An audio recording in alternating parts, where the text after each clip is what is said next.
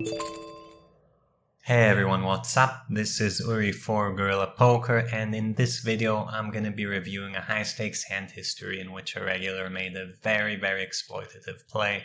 I'm going to get into why and how and see the result and kind of think about what we can make of it. But before we get going to that, there was a story I wanted to share that suddenly connected to poker for me, and that story is going to interweave throughout the hand in a way.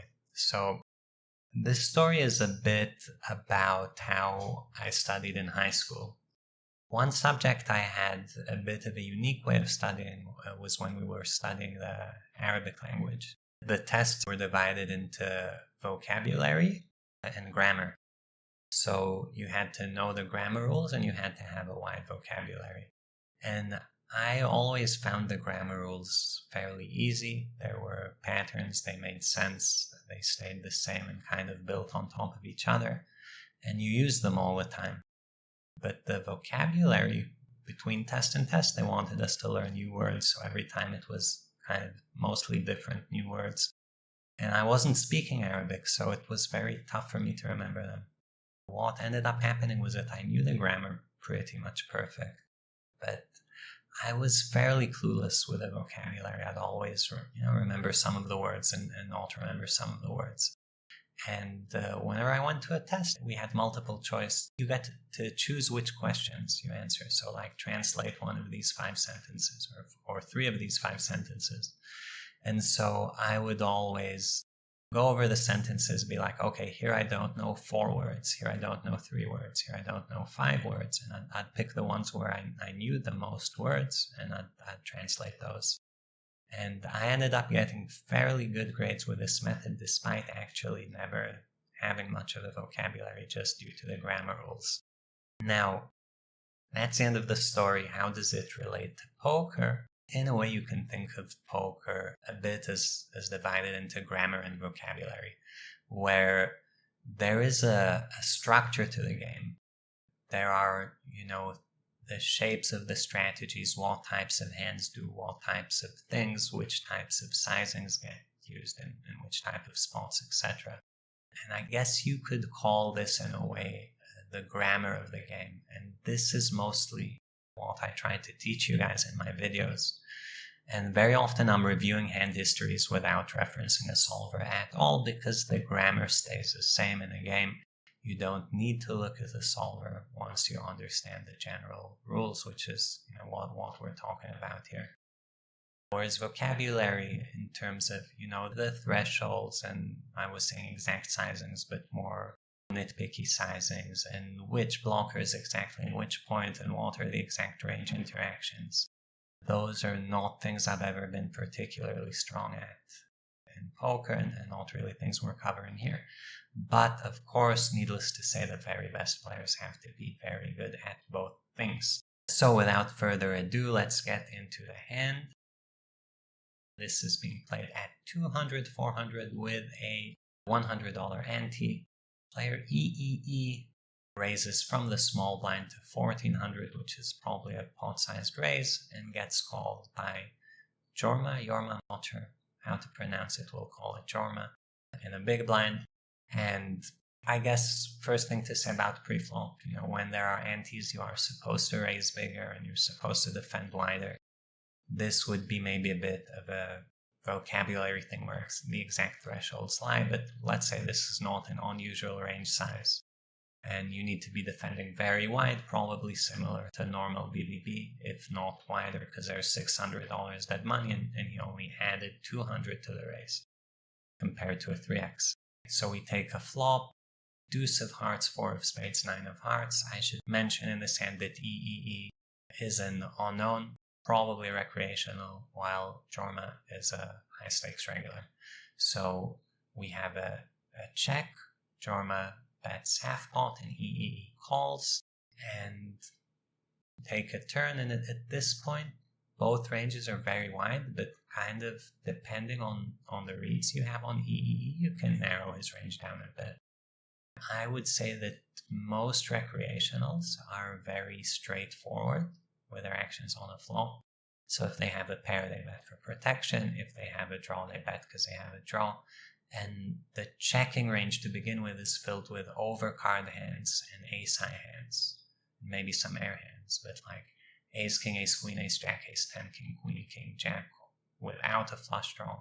All of those hands I would think would be overrepresented in a check calling range compared to flush draws and pairs and straight draws, which I think would generally be underrepresented.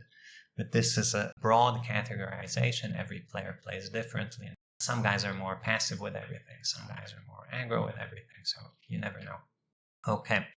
Turn 8 of hearts. EEE checks and Jorma bets half pot. Now, half pot from a technical standpoint is a good sizing here. Because from a technical standpoint, a grammar standpoint, let's say, whoever bet the flop is supposed to have more of a polarized range on the turn and bet bigger on the turn. But when a flush comes in and both players are supposed to have the flush fairly often or not in a very different proportion in their range, this concept goes out of the window and you actually have to size in a more careful way. You don't necessarily have an advantage in the top area of your range, and that means you can throw in huge bets. Okay, that's kind of the grammar rule of poker. So half pot is a very technically accurate bet in terms of sizing. Of course, if you were to think and play a bit exploitatively and you think, oh, my opponent doesn't really have flushes very much, then this goes out the window and then grammatically this spot is like a different spot and like your opponent doesn't have flushes and you do bet big in terms of strategy. But yeah. So EE check raises saying, I do have a flush, and Jorma calls with no time bank. Now, in terms of range, EEE is saying, I probably have a flush or say 2-pair plus, but most likely a flush for value and, some bluffs. What can I be bluffing with? Well, the most likely hands are overs with a heart, and all the hands we talked about, recreationals loving to check all the flop, can easily be overs with a heart. So we see a jack of spades river. It's relatively blank. I mean, hands like jack 10 queen jack with a heart do improve, but I don't know how frequent those are, but yeah, there is that. He decides to shove a bit over pot size. I think it's roughly 110% pot. Jorma goes into the tank and makes a call, and we see a showdown. So Jorma shows down actually a very surprising combo. He has 8 of clubs, 7 of spades. And why is this surprising? Well, pre-flop makes sense, flop makes sense. On the flop there are not a lot of hands that don't make sense to bet. Everything kind of makes sense. On the turn, betting half pot with this hand is actually fairly nice. Big picture, you can't do it all the time or your opponent will adjust in various ways in theory. But yeah, in practice, this is how a lot of professionals play against recreationals, where they just take their hand strength and bet the size that's appropriate and assume that the other guy's not going to react well enough to punish them for it because he's not understanding the game flow as well. So turn bet, I think, very reasonable. And then facing the check raise, if you wanted to go into Jorma's head, why would you call a check raise with this hand?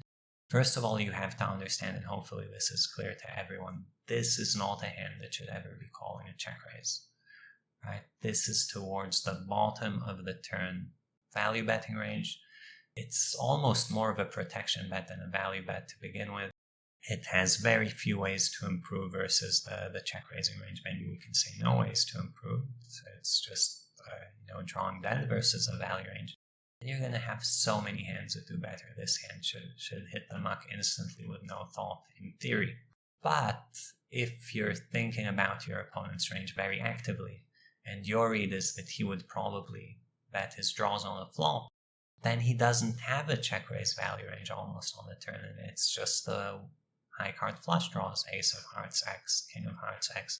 Maybe they got induced because you bet half pot, and then you're like, okay, I think you're super unbalanced, I'm going to make this call. And then river, same idea, I'm sure. So same concept and very, very exploitative play by Jorma, which as a concept I like. Of course, I don't know the details of the history between the players, but I can see it. It makes sense. It's a very coherent idea, I think. What about EE? He actually shows up with King of Hearts, 7 of Hearts. So, I called him a recreational, but he played the hand pretty much by the book and showed up with what we call a deceptive combo and a passive line, and then played it aggressively and probably had an aggro enough image to get paid off here. So very well played by him. Jorma's assumption obviously wrong here. He can have flushes in this line, and given that, Jorma's call is probably fairly bad. But as you're playing and you see this, something very, very important is not to be saying to yourself, I fucked up, this is terrible, I'm so bad, why did I lose $50,000? It's a very natural thing to say, but always think ahead. Okay, my opponent showed down this combo in this line with these sizings. What does this teach me against him, and how do I want to adjust my strategy in the future? Because recreational players tend to have tendencies they don't play with randomizers. So very often, a guy who checks a flush draw here likes checking draws for whatever reason when he's out of position. And you have to take note of these, and then in the future, maybe the spot you call him down is not the spot where he checks and then the draw gets there, but rather the spot where he bets and then the draw gets there. So we're constantly searching for these imbalances to let us make higher EV decisions. Sometimes we get them right, sometimes we get them very wrong. Be that as it may, that's a large part of the game of poker against recreationals, against professionals, if you ask me at least. And yeah, do it better than the other guy and you'll end up with the money. Okay guys, that's it for this one. I hope you guys enjoyed the video. If you did, please like and subscribe to the channel, and I'll see you next time.